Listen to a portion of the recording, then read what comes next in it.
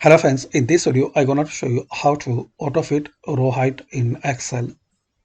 So guys, in your document and Excel sheet, some rows need some more space, so it's useful. You can set auto fit row height.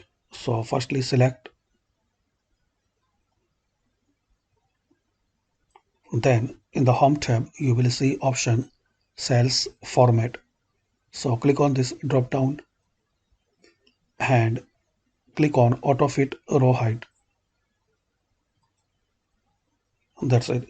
So now all heights will be as your data, and it will auto fit for your data. So hopefully guys you like this video. By this basic method we can know how to auto fit row height in Excel. Thanks for watching this video.